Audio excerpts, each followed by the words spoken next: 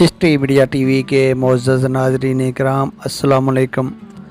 ناظرین، یوں تو دنیا ایسے بے شمار ستاروں سے بھری پڑی ہے جنہوں نے نبی اکرم صلی اللہ علیہ وآلہ وسلم کی حرمت کے لیے جانوں کے نذرانے پیش کیے، اور انہی جانثاروں میں سے ایک جان باز برصغیر پاک و ہند میں بھی گزرا ہے، جس نے اس وقت کے گستاخ رسول یعنی ملعون ہندو راجپال کو موت کے گھاٹ اتار کر اپنے دین کی نہ صرف لاج رکھی بلکہ ناموس رسالت صلی اللہ علیہ وآلہ وسلم کا جھنڈا بھی سربلند کر دیا۔ اس موقع پر ڈاکٹر علامہ اقبال نے یہ تاریخی الفاظ بھی ارشاد فرمائے کہ ہم دیکھتے رہے مگر ترکھانوں کا لڑکا بازی لے گیا۔ ناظرین اکرام، اس درخشاں ستارے کا نام غازی علم دین شہید ہے۔ غازی علم دین شہید 3 دسمبر 1908 کو لاہور میں پیدا ہوئے۔ ان کے والد ایک ترکھان یعنی لکڑی کا کام کرتے تھے۔ غازی علم دین نے اپنی ابتدائی تعلیم ایک مسجد اور محلے کے مدرسے سے حاصل کی۔ تعلیم سے فارغ ہونے کے بعد آپ نے اپنے والد کا پیشہ ہی اختیار کیا اور اسی فن میں مہارت حاصل کرنے کے بعد آپ 1924 میں کوہاٹ میں منتقل ہو گئے اور بنو بازار میں فرنیچر سازی کا کام شروع کر دیا۔ غازی علم دین کے آباء و اجداد سکھ مذہب سے تعلق رکھتے تھے اور ان کے ایک بڑے لہنگا سنگھ نے جہانگیر کے دور میں اولیاء اللہ کی صحبت میں رہ کر اسلام قبول کر لیا تھا۔ بعد میں وہ پاک و ہند سرحد پر واقع پنڈالہ نامی گاؤں میں آ کر آباد ہو گئے۔ وہیں پر ان کا مزار بھی ہے اور ان کا مزار بابا لینو کے نام سے مشہور ہے۔ یہ بات بہت کم لوگ جانتے ہوں گے کہ جب غازی علم دین کی ولادت ہوئی تو ان کے گھر پر ایک فقیر نے آ کر صدا بلند کی، اور جب ان کی والدہ اس فقیر کو خیرات دینے کے لیے دروازے پر آئیں تو اس فقیر نے غازی علم دین کو غور سے دیکھنا شروع کر دیا اور بولا کہ بی بی، تم لوگ بہت خوش نصیب ہو جو یہ بچہ تمہارے گھر پیدا ہوا ہے۔ تمہیں نہیں معلوم کہ اللہ اس سے کیا کام لینا چاہتا ہے۔ پھر یکا وہ فقیر غائب ہو گیا۔ اس زمانے میں لاہور کے ایک پبلشر نے ایک بدنام زمانہ کتاب رنگیلا رسول کے نام سے شائع کر دی، جس کی وجہ سے مسلمانوں میں سخت غم و غصہ کی لہر دوڑ گئی۔ مسلمان رہنماؤں نے اس کتاب کو ضبط کروانے اور پبلشر کے خلاف کارروائی کرنے کا انگریز حکومت سے مطالبہ کر دیا۔ مجسٹریٹ نے مصنف راجپال کو صرف 6 ماہ کی سزا سنائی، جس کے خلاف ہائی کورٹ میں اپیل کی، جہاں جسٹس دلیپ سنگھ مسیح نے اس ملعون کو رہا کر دیا۔ انگریز حکومت کی اس اسلام دشمن حرکت پر مسلمانوں نے متعدد جلسے منعقد کیے، لیکن انگریزوں نے اسلام دشمنی پر اترتے ہوئے دفعہ 144 نافذ کر کے الٹا مسلمان رہنماؤں کو گرفتار کرنا شروع کر دیا۔ مسلمانوں کو یہ احساس ہو گیا کہ حکومت ملعون راجپال کو بچانا چاہتی ہے، اس لیے انہیں اب خود ہی کچھ کرنا پڑے گا۔ اسی دوران لاہور کے ایک غازی خدا بخش نے 24 ستمبر 1928 کو اس گستاخ کو نشانہ بنایا، لیکن یہ ملعون اپنی جان بچانے میں کامیاب ہو گیا۔ غازی خدا بخش کو گرفتار کر کے 7 سال کی سزا دے دی گئی۔ پھر اسی طرح ایک اور افغانستان کے غازی عبدالعزیز نے اس کی دکان پر حملہ کر دیا۔ ملعون راجپال تو دکان پر موجود نہ تھا، مگر اس کے ایک دوست سوامی سنتھیارنن کو غلط فہمی میں قتل کر دیا، اور یوں غازی عبدالعزیز کو بھی 14 سال کی سزا سنا دی گئی۔ ملعون راجپال ان حملوں کے بعد بہت خوف زدہ ہو گیا اور حکومت وقت نے اس کی پشت پناہی کرتے ہوئے 2 ہندو سپاہی اور ایک سنگھ حوالدار کو اس کی حفاظت پر مامور کر دیا۔ راجپال اس خوف کے پیش نظر کچھ عرصہ کے لیے لاہور چھوڑ کر کاشی کیدار اور متھرا نامی جگہوں پر چلا گیا۔ لیکن چند ماہ بعد دوبارہ واپس آ کر اپنا کاروبار شروع کر دیا۔ جن لوگوں سے اللہ تعالیٰ نے کام لینا ہوتا ہے وہ چن لیے جاتے ہیں۔ ان دو سزا یافتہ عاشقان رسول صلی اللہ علیہ وسلم کی ناکامی کے بعد راجپال ملعون کا ناپاک وجود ختم کرنے کے لیے اللہ تعالیٰ نے غازی علم الدین شہید کو چن لیا تھا۔ انگریز اور ہندو ایک ہی ڈگر کے مسافر تھے۔ اسی دوران مولوی نور الحق جو انگریزی اخبار آؤٹ لک کے مالک تھے، انہوں نے اخبار میں راجپال کے خلاف لکھا تو ان کو 2 ماہ سزا اور 1000 روپے جرمانہ ہو گیا۔ اسی دوران مسلمان جگہ جگہ جلسے جلوس کرتے رہے۔ اخبارات ان خبروں سے بھرپور ہوتے تھے۔ 31 مارچ یا 1 اپریل کو غازی علم الدین شہید نے ایک جلسے میں ایک نوجوان مقرر کو سنا جو راجپال کی اس کتاب کا ذکر کرتے ہوئے مسلمانوں کو بیدار کرنے کے ساتھ ساتھ مسلمانوں کی بے بسی پر رو رہا تھا کہ راجپال واجب القتل ہے، ناموس رسالت صلی اللہ علیہ وسلم کے لیے اپنی جانیں قربان کر دو۔ تقریر کے ان سنہری الفاظ نے غازی علم الدین شہید کے قلب و روح میں ہلچل مچا دی، لہٰذا وہ ان الفاظ کی گونج لیے گھر پہنچے اور گستاخ رسول کو قتل کرنے کا فیصلہ کر لیا۔ غازی علم الدین شہید نے ایک چھری خریدی اور اسے خوب تیز کروایا اور مناسب وقت کا انتظار کرنے لگے۔ آخرکار وہ دن بھی آ ہی گیا جب غازی علم الدین شہید 29 اپریل 1929 کو راجپال کی دکان پر پہنچے۔ اس وقت وہ اپنی دکان پر موجود تھا۔ عام طور پر اس کے ساتھ پولیس والے ہوتے تھے، مگر اس دن اس کی موت اسے صبح سویرے دکان پر کھینچ لائی تھی اور پولیس والے ابھی اپنی ڈیوٹی پر نہیں آئے تھے۔ غازی علم الدین شہید نے اس کو دیکھ کر للکارتے ہوئے کہا کہ اپنے جرم کی معافی مانگ لو اور اس کتاب کو تلف کر دو اور آئندہ کے لیے ان حرکات سے باز آ جاؤ۔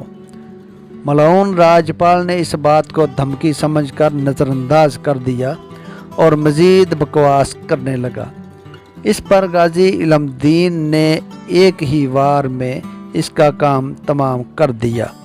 اس کے ملازم نے قریبی تھانے انارکلی میں اطلاع دی، جس پر پولیس نے آپ کو گرفتار کر لیا۔ آپ اس واقعہ سے نہ صرف پرسکون رہے بلکہ فرار کی بھی کوئی کوشش نہ کی۔ غازی علم الدین شہید نے ملعون راجپال کو قتل کرنے کا اعتراف کر لیا اور گرفتاری بھی دے دی۔ مقدمہ ایڈیشنل مجسٹریٹ لوئس کی عدالت میں پیش ہوا، جس نے فرد جرم عائد کی اور صفائی سنے بغیر مقدمہ سیشن کورٹ کو بھجوا دیا۔ سیشن کورٹ میں انگریز جج نے آپ کو 22 مئی 1929 کو سزائے موت سنا دی۔ مسلمانان لاہور نے اس فیصلہ کے خلاف لاہور ہائی کورٹ میں اپیل کی اور قائد اعظم محمد علی جناح کو ممبئی سے اس کیس کے سلسلہ میں بلایا گیا۔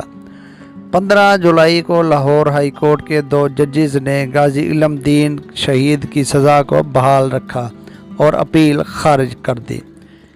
اس کی اطلاع جب غازی علم الدین کو ملی تو انہوں نے تاریخ ساز الفاظ ادا کیے کہ شکر الحمدللہ، میں یہی چاہتا تھا، بزدلوں کی طرح قیدی بن کر جیل میں سڑنے کی بجائے تختہ دار پر چڑھ کر ناموس رسالت صلی اللہ علیہ وسلم پر اپنی جان قربان کرنا 1000 درجہ بہتر ہے۔ ناظرین اکرام، مسلمانوں نے قائد اعظم کے زیر نگرانی ہائی کورٹ کے فیصلہ کے خلاف پریوی کونسل لندن میں اپیل دائر کی، مگر انگریز حکومت نے مسلم دشمنی کی وجہ سے اس اپیل کو بھی مسترد کر دیا۔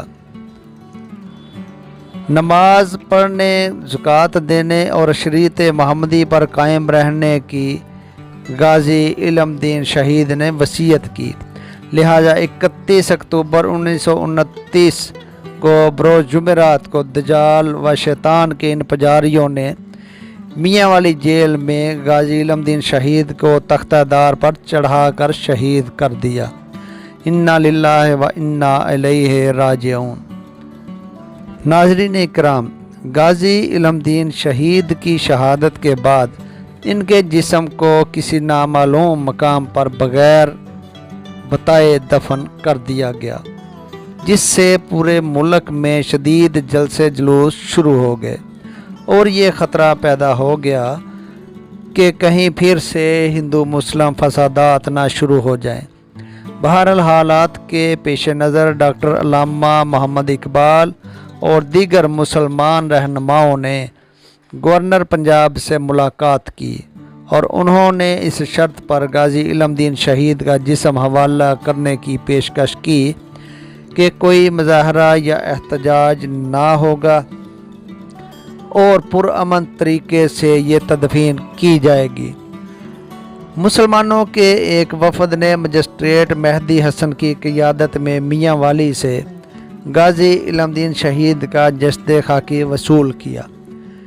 गवाहों के मुताबिक जिस्म मुबारक ना सिर्फ सही और सालम था बल्कि कोई तौफ़न भी ना था और चेहरे पर गुस्ल के पानी के कतरे चमक रहे थे और चेहरे पर जलाल जमाल का हसीन इम्तजाज था और होंठों पर मुस्कराहट थी, क्योंकि अल्लाह का फरमान है कि शहीद अपने रब के यहाँ ज़िंदा होते हैं।